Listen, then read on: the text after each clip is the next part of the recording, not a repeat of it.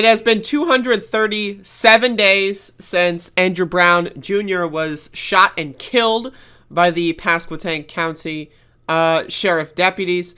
So we've been doing daily demonstrations here in Elizabeth City for the last 237 days. And so, very, very similar demonstrations these days. We typically will walk around downtown Elizabeth City with our megaphones, and we do our thing. We chant for justice.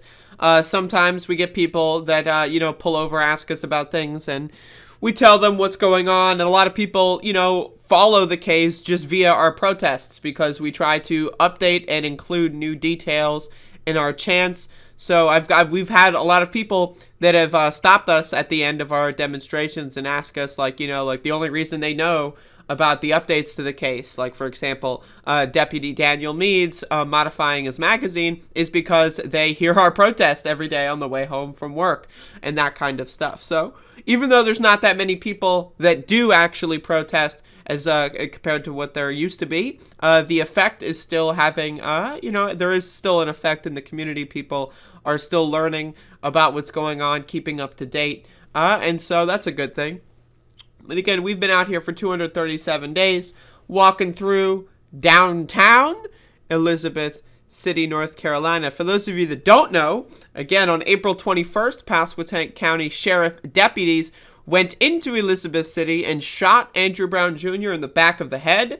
After shooting him in the back of the head and or before shooting him in the back of the head, they also shot into a neighbor's kitchen in the middle of a school zone at 8:30 in the morning. So those are all details I feel like are really necessary to understand.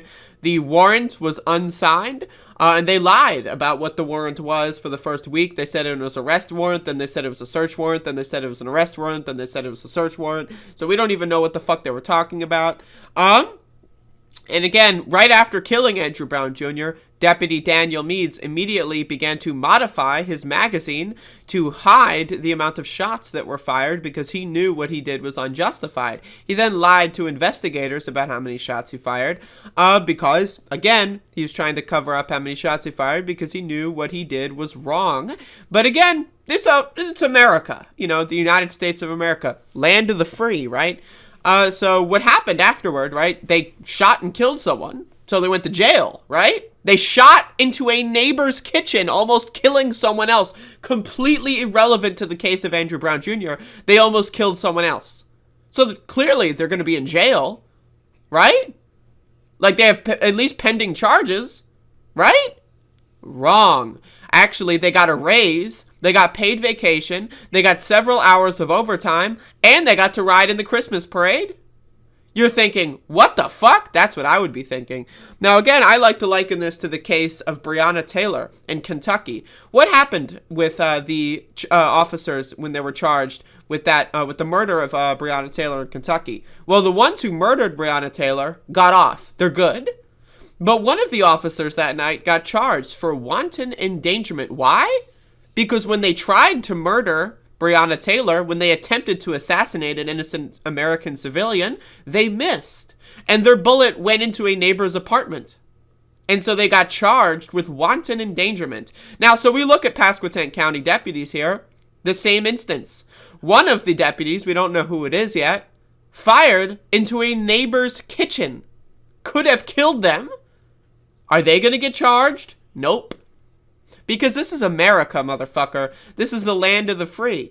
The district attorney, the one who would charge these people if someone were to charge them, said that they couldn't let Andrew Brown get away. It was so fundamentally required by the U.S. government to murder Andrew Brown Jr., some random motherfucker in Elizabeth City that no one's ever heard of. It was so... They had to be killed. So much so that even shooting into a neighbor's kitchen in a school zone, a school is literally on this street, it's like a couple houses down, right, at 8:30 in the morning, that's okay. You did nothing wrong. In fact, you should have shot a couple more rounds into a couple other of the neighbors' houses. Everyone who lives in a 6-mile radius of Andrew Brown Jr. should have had a bullet go through their kitchen, at least according to the district attorney of Pasquotank County. So again, we see a situation here where they don't even give a fuck about even pretending to hold anyone accountable. The murderers of Andrew Brown Jr. were on a parade float just last weekend. They don't give a shit. They're bragging and they're gloating about the fact that they got away with it. Not only did they get away with it, but they got paid vacation.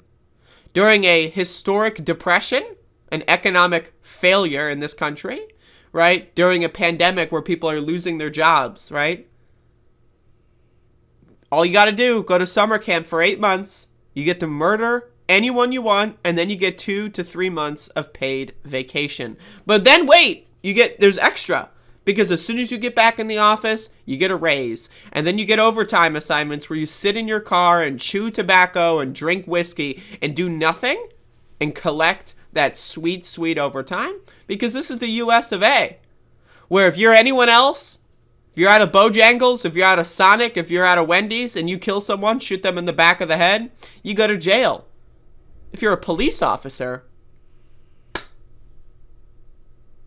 you'll get what will probably end up amounting to at least $100,000. Again, the amount of pay that these people have gotten is just it's ridiculous. I really cannot wrap my mind around it. Right? Like they sentence in Pasquotank County, weed's illegal here. So when I was going through my court proceedings, I would have to sit in the courtroom all day, several days. And they will sentence black people to jail, to prison, for having less than a gram of marijuana on them. But you can shoot someone in the back of the head and you're just fine? Having like a half-smoked joint in your back pocket, jail, motherfucker, and we're gonna take your kids away?